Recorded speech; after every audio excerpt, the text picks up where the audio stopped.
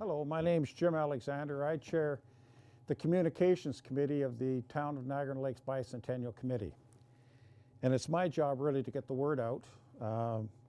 I have two brochures to talk about the upcoming events. Niagara-on-the-Lake probably, the events in Niagara-on-the-Lake will probably take about 80% of the activities for the Bicentennial down in the Niagara region. Most of what happened right here within almost arm's length from where we stand today. I'll just go through the schedule. This is the Join Us brochure that we produced. It's available locally, all right. In that is the schedule, and I'll go through the schedule if I may. June 18th is the opening of the Laura Secord homestead. This July 16th and 17th, which is tomorrow and the next day, the battle reenactment at Fort George. August 13th and 14th is the Fife and Drum Muster and Soldiers Field Day at Fort George. That's this year. And then in September 6th and 7th, the Pride of Baltimore, which is a tall ship, will visit public tours down here. November 20th is a symposium, Life in Niagara-on-the-Lake, by Dr. Wesley Turner. Now in 2012, the first event that's going to go off is the Lieutenant Governor's Levee. Now traditionally, we, the Friends of Fort George, have had a levee at Navy Hall. He's asked to come down and hold his levee, the provincial levee, down here in Niagara-on-the-Lake. So that's going to happen January 1st. On June 15th to the 18th is the opening ceremonies. And that's a series of events that are going to take place around the declaration of war, which there's a large military ball and dinner on the eve of the declaration of war. That'll be quite important. July 1st is Canada Day, of course. And October 13th is the Battle of Queenston Heights. That was one of the major battles of the War of 1812. That'll be massive. That's probably one of the largest of all the reenactments on the whole War of 1812, 13, and 14 period. That'll be on the 13th of October. October 14th will be the burial of Brock. The burial of Brock is where we'll bring the body down along the parkway. It'll rest at Government House, which is long since gone, but it'll be at our historic courthouse. It'll then lead a parade, a proper parade in the hearse and so forth through the town to be buried up in Brock's Bastion at Fort George, which is the first place that Brock was buried. He was buried 4 times, but that was the first burial. On May 1st to December 10th, the occupation of the town by American forces. Now, this could be really quite interesting. If you're walking through the town during that period, you could very easily be asked for your American passport or your some sort of written paper certificate, because it's American territory, of course. It's one of the few places in Canada that were occupied for any period of time. And then later on, the burning of the town. When the Americans left, that'll be on December 10th. When the Americans left, this is December 10th, just before Christmas, the citizens of the town were given 15 minutes or 20 minutes or whatever it was to take all the furniture out of their homes, and then the Americans proceeded to burn the town to the ground, leaving everybody to deal with the winter and food and all the rest of it. That's going to be reenacted also. There's Laura Secord's Walk, the famous walk of Laura Secord, on June 23rd. In December 19th will be the capture of Fort Niagara. The British came across, after they had left that way, had gone home, the British then crossed the river and took Fort Niagara. Now in 2014, we've got July 1st, Canada Day celebrations again. July 18th, the burning of St. David's. And then December 24th is the Treaty of Ghent. Now the Treaty of Ghent was when the war was signed off. Now the Battle of New Orleans, which we've all heard of in song and tale, happened after this, because the people with communications the way they were at that time, the war was over, but the battle was still fought in New Orleans. But what's going to happen here is there's going to be a massive celebration on the idea of 200 years of peace, because after everything is said and done, the whole frontier, whether it's on the British side or the American side, suffered basically the same fate. Everything was burned. The people were put out onto the street. It was a terrible time for civilians. In many ways, the Bicentennial Committee sort of preferred to deal with the civilian aspects of war, very negative aspects. It didn't matter which side. In retaliation, for instance, for the burning of the town of Niagara-on-the-Lake, the British sailed in, took Washington and burned the White House, to give you some idea of that sort of warfare. Anyways, we're going to have celebrations on 200 years of peace, because the one outcome of that whole war, the one positive thing, was that we've been at peace with the Americans now for 200 years.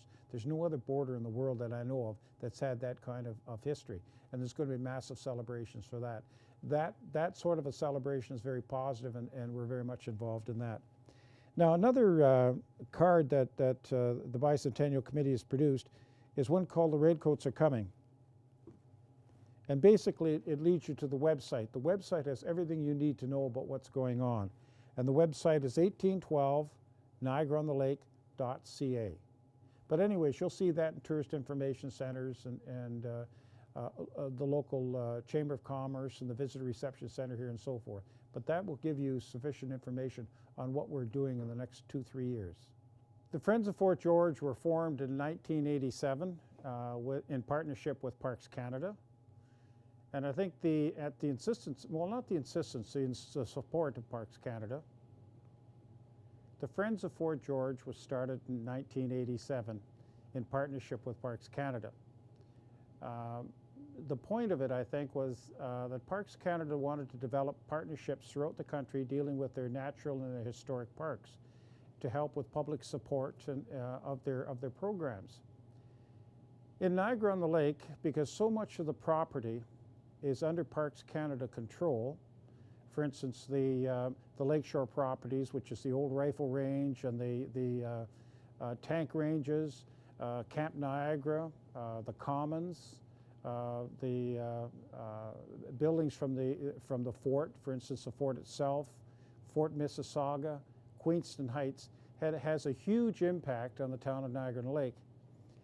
And with my particular background in built heritage and so forth, this is a critical part of our ambience in the town. In other words, the presentation we make to the public, which makes Niagara-on-the-Lake really quite unique. It's not just the Queen Street and the old town and the fact it was the first capital of Upper Canada, but the fact there were major battles fought here. The town was occupied, the town was burned.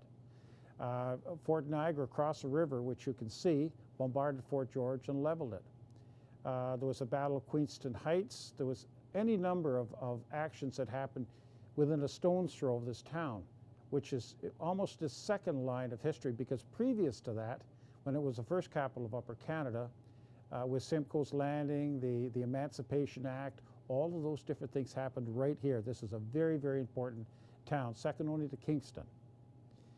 By the time the War of 1812 came along, the capital of Upper Canada moved to Toronto, which was a little bit more secure, but this was still a major town in Upper Canada. What the Friends of Fort George do is we access federal and provincial grants to hire students. This year we'll have hired 17 students. Now, we access the grants, we hire them, we top up their wages and so forth, because you have to, it's not a full grant.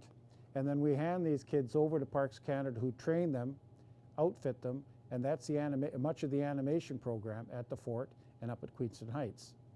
That's our primary job. Secondary job is to support Parks Canada any way we can in the animation program. In other words, keeping live people in the fort rather than just displays. Therefore, we support quite heavily the Fife and Drum Corps. A number of years ago, we were able to access quite sizable amount of funds to redo the uniforms and all that sort of stuff. When they have their Fife and Drum musters in the summertime, we're there to feed the kids, to help any way we can with Parks Canada in order to make this an attractive place for reenactors to come to have a good time, to be fed properly in an area that's so rich in ambience. This weekend, we've got the reenactment weekend for Battle of Fort George. This is a prep for the real battle. Again, there'll be reenactors in from all over North America come into the town, and we treat them royally.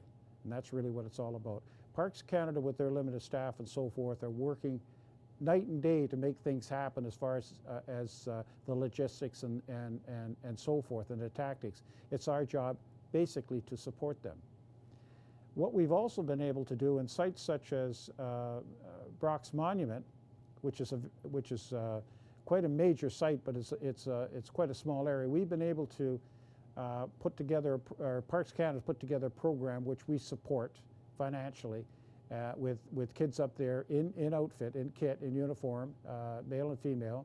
Also a small store which lead the tours down through the trails, through the Battle of Queenston Heights and so forth. In other words, putting people in uniform on the site, animating for the tourists. And of course, all that does for the town is it brings more and more people in. It's another reason to come to my town. It's not just Queen Street or the river or the wineries or the Shaw Festival, but it's also the fort and that whole lifestyle that happened at that time, which is going on all the time. We work 12 months of the year on this with Parks and put quite an incredible amount of time.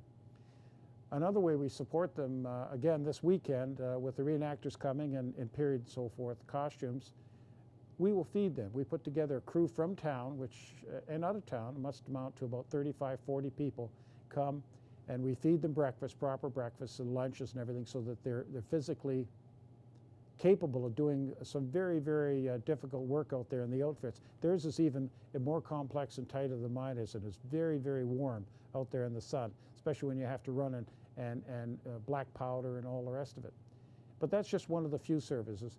Another thing, another area that we're involved in, we subsidize, for instance, student wages. I'll give you an example of about $25,000, $30,000 a year that we have to generate to throw into the pot to pay their wages.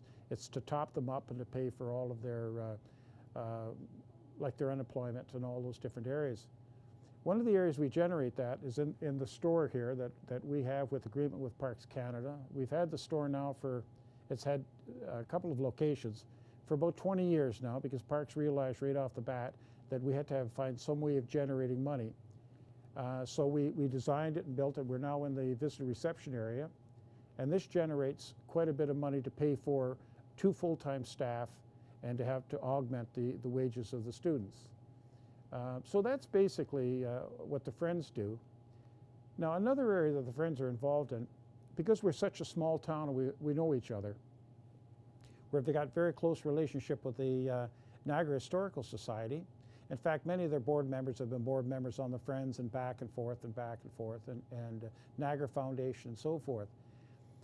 When we felt there was an initiative needed, quite often the Friends would spearhead it or at least front it. And one of them was Ontario's Heritage Years in the early 1990s, which was a major event here. We grouped up with these other groups and put it together. We did the same with the Bicentennial Committee here, bringing together the players, if you will, and then made our presentation to council and had us appointed as official Bicentennial Committee. We've also had other areas that we've been influential in. The parts of the old town have been declared a National Historic Region, and that was an initiative through the Friends of the Fort, along with these same key players like Dr. Richard Merritt and Professor Wesley Turner, and the whole group there that works on that. We also did, when the Friends of Fort George were under the Ministry of the Environment, they asked the forts to green up. So we had a director by the name of Dr. Edgar Lemon, and we got involved in constructed wetlands in cold climates, a way of taking care of sewage. And that ran for 7 years and ended with an international conference. That was a major undertaking that the Friends did, quite aside from history, but it had to do with day-to-day problems on the sites and so forth. That turned out to be quite important for the Friends. So we've been involved in many different areas as far as the town is concerned. We run, when the Friends were first formed, I think that what we wanted to do is get a little bit more community going, and one of them was we resurrected Canada Day. Canada Day had been canceled for almost 5 years, so the first thing we did, we started Canada Day up again. This summer, we had 10,000 people in the fort and at least that many in the park, where it's all day long in Simcoe Park and then in the fort in the evenings for the fireworks. We also handled a New Year's levee, which New Year's Day, everybody gets together at Navy Hall and pay our allegiance, if you will, or just friends and so forth to the crown. So those are some of the things that trying to bring tradition back into the community. And I think we've been quite successful at that. Canada as a country is defined by the War of 1812. Come down to Niagara-on-the-Lake and share this momentous occasion which defined the border between the United States and Canada, a border that we've shared with our American brothers for over 200 years.